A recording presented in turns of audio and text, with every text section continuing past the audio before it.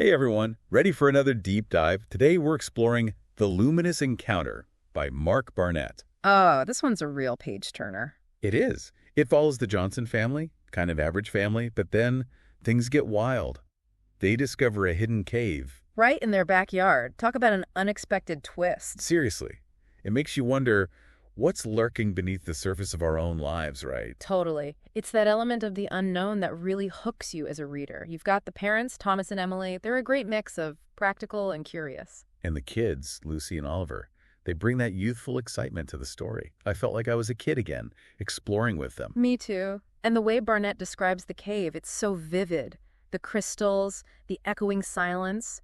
You can practically feel the dampness and smell the musty air. It's like the cave itself becomes a character full of secrets and whispers in the past. Exactly. And it's not just a physical space, it's like a metaphor for the unknown. I love that. It makes you think, what would you do if you found a secret cave? Would you be brave enough to explore it? Well, the Johnsons, they dive right in. They start uncovering these remnants of a lost civilization.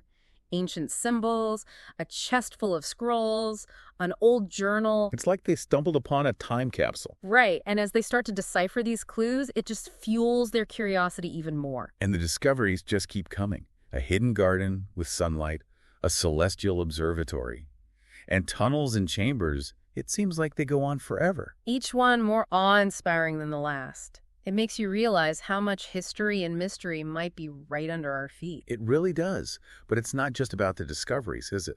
There's also the impact on the family. Absolutely. They face challenges, share these amazing discoveries, and their bond just grows stronger. It's like the cave is a test for their relationships. That's a good point. And they find out they can rely on each other, they communicate better. I think Barnett is saying that, in a way, that stronger bond is the most valuable treasure they find. Couldn't agree more. But you know what really grabbed me? Chapter 2. When they decide to actually dig deeper into the cave system, it's like they're not content with just scratching the surface. It shows their commitment, right? Yeah. They're really dedicated to uncovering the truth. Yeah. And with each layer of earth they remove, they find more pieces of the puzzle. Pottery, coins, artifacts. It's like they're on an archaeological dig right in their own backyard. Exactly. And the tension builds because you know something big is coming, especially when they find that intricate mechanism in a chamber covered with celestial symbols. Oh, that part had me on the edge of my seat. It's Emily, the mother, who makes the connection. She notices these markings on the floor, and it hits her. They look like a celestial map. You realize then that the cave, the mechanism, the lost civilization, it's all linked to the stars. Right. It's like Barnett is challenging us, the readers, to be detectives too. Look for the clues. Try to figure it out along with the Johnsons. Totally. And when they align the mechanism with the celestial map, bam, Ah. a hidden passage appears. Bathed in this ethereal glow, of course. It's like, come on, you have to keep reading. What's behind that passage? What secrets are waiting? And what they find is just incredible. A celestial chamber, murals of the cosmos, a crystal structure at the center, and an ancient book filled with the secrets of the stars. Talk about a visual feast. It takes the story to a whole new level. It's like the cave isn't just about the past. It's connected to something much bigger. Exactly. The universe, the cosmos. It makes you realize how much we still don't know, right? And speaking of amazing finds, Chapter 3 brings us gemstones, not just a few, a whole treasure trove. It's like a whole new layer of excitement is added to the story. It is. Thomas finds shimmering crystals in the rock, and that sets off a chain reaction. Suddenly there are gemstones everywhere, quartz, amethyst, geodes. They go from explorers to amateur geologists. It's so fun to see their fascination with the gems grow. It's a good reminder that discovery can spark a real passion for learning, for understanding the world around us. And the gemstones, they become more than just pretty things. They're artifacts, they tell a story. They represent the artistry of that lost civilization, their connection to nature. They become really precious to the family, each gem a memory of their incredible journey. So we've gone from ancient scrolls to a secret chamber to a whole bunch of gemstones. It's been quite a ride. It has. The cave has revealed so much, and the Johnsons have been changed by it. But the big question now is, what will they do with all of this? Will they keep it all to themselves? Or share it with the world? That's what we'll explore as we dive into the next part of the Luminous Encounter. You know, it's funny, the gemstones kind of shift the whole story, don't Oh, for sure. Before it was all about exploring and knowledge. Yeah, but now they have to figure out what to do with something valuable, like a real dilemma. It's like Barnett is throwing us a curveball. Like, okay, you had your fun, but now what gets real? And their choice. To sell one for a family vacation? So relatable. It makes you think. Experiences or possessions? What's more important? Right, and it's really telling about the Johnsons. Totally. Like, not all about money, you know. They see the real value, the memories, the bond they built. That's what matters. The gem is just like a symbol of that. Exactly. And then, boom, we get Frank, the pawn shop owner. Oh, Frank.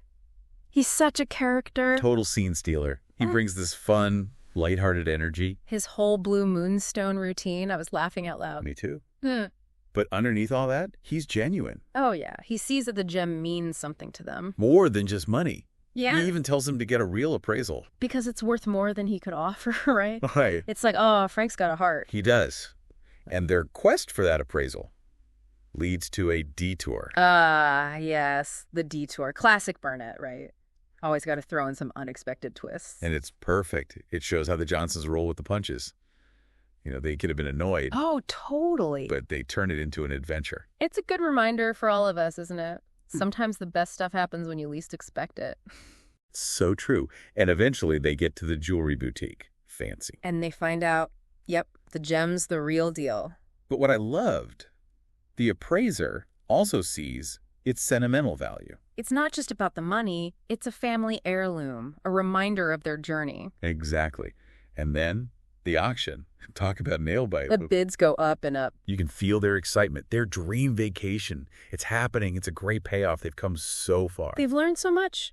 Face challenges. Made tough choices. Yeah. And now they're reaping the rewards. Mhm. Not in like a greedy way. No, it's about experiences. Memories, family time. And the vacation, it's everything they hope for. They bond even more, see amazing sights. The kids, Lucy and Oliver, they come back to school just buzzing. Little adventurers, ready to share their stories. And it catches on. They start a curiosity club at recess. I love that. It shows how inspiring their journey was. Yeah, it sparks something in their friends. But then, things take a bit of a turn. Lucy starts having these intense dreams. About the cave, right? Vivid, kind of unsettling. It adds this whole new layer of mystery. The luminescence, the echoes, that weird pool reflecting secrets, and those shadowy figures, creepy. It makes you wonder, what's real? What's a dream? Is she imagining things? Or is it a premonition? Barnett keeps us guessing. And back in the real world, their story gets out. Oh yeah, the neighbors get curious. Especially Mrs. Thompson. Nosy neighbor alert. But it makes sense, right? If I heard about a secret cave and gemstones, I'd be asking questions too. Totally. It shows the challenge of keeping a big secret. The kids try to keep it under wraps. But everyone has their theories. So what do? Throw a block party. Classic Johnsons, turning potential drama into community fun. It's a smart move. It brings everyone together, shares their joy without spilling the beans. Games, music, food, a mural. It's like a symbol of unity. But you can sense they're still drawn to the cave. Oh, yeah. And Chapter 9, they go back. The pull of the unknown. What do you think is driving them? It's got to be more than just curiosity, right? Maybe those dreams, unanswered questions. I think it's a longing for something more. That sense of wonder the cave gives them. Like a connection to something bigger than themselves. And when they go down there... Things feel different, right? Definitely. Yeah. Charged atmosphere, melodic echoes, and then, bam, that ethereal being appears. Out of nowhere. Glowing, otherworldly. I got chills reading that part. It's both beautiful and kind of scary. Barnett's description is amazing. You can practically see it.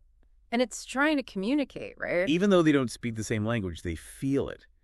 It makes you wonder, who eyes this creature? Where did it come from? What's its purpose? And it leads them deeper into the cave. To a chamber filled with glowing symbols. And the creature, it's making these melodic sounds. Like a song, but with meaning. You can feel the emotion behind it, even if you don't understand the words. And then... oh, man. The tremor. The symbol's changing. And that portal appears. Shimmering, otherworldly. Talk about a cliffhanger. I know. You're like, what's on the other side? What's going to happen next? Like their journey is just beginning. That portal, though. Yeah. I was on the edge of my sheet. Like, what's going to happen? Are they going to go through it? Barnett knows how to build suspense, that's for sure. Yeah. And I think what really works is that he doesn't shy away from the supernatural. It's like, yeah, we're going there. It's brave, right? Mm-hmm. And what I find so interesting is it's not just about the wow factor, it's emotional too. When they go through the portal, that tapestry of stars, it's like, whoa. But it also feels personal. It's like a transformation, a shift in perspective, and then that voice speaking right to their minds. Ancient truths, forgotten stories. It gives me goosebumps just thinking about it. Like, what if we're all connected to something bigger than we realize? Maybe there are messages all around us that we just don't know how to hear. It's mind-blowing, isn't it? And that's what Barnett does so well. He makes you question what you believe, what's possible. So they have this incredible experience, but they can't stay there forever. The portal sends them back to the cave, and that creature, it just fades away. It's beautiful, but kind of sad, too. There's a sense of loss, for sure, like saying goodbye to a magical guide. But maybe it's a reminder that some things are meant to be temporary, you know? And then the kids, they rush home, bursting to tell their parents everything. But do the parents believe them? Not really. It's so relatable, though. Like, how do you describe something so unbelievable you start to doubt yourself? Totally. It's like, did that really happen, or am I losing it? Yeah. But the kids, they know what they saw. And finally, their parents agree, we're going back to the cave. It's such a great moment. Even with their doubts, they trust their kids enough to go on this journey together. It shows how strong their family is. And that's where Barnett leaves us. On the edge of a new adventure, the whole family heading into the unknown. The Luminous encounter is just such a great read. It's adventure, it's mystery, it's about the power of family and that sense of wonder we all have inside. What I love is that it works on so many levels. You get caught up in the story, but it also makes you think about big questions like, what's real? What do we believe? And how do we connect with each other? It's a book that stays with you, that's for sure. And as we wrap up our deep dive, I want to thank you all for listening. I hope this conversation has inspired you to look for those luminous encounters in your own life. Because you never know what wonders are waiting to be discovered. Until next time, keep exploring.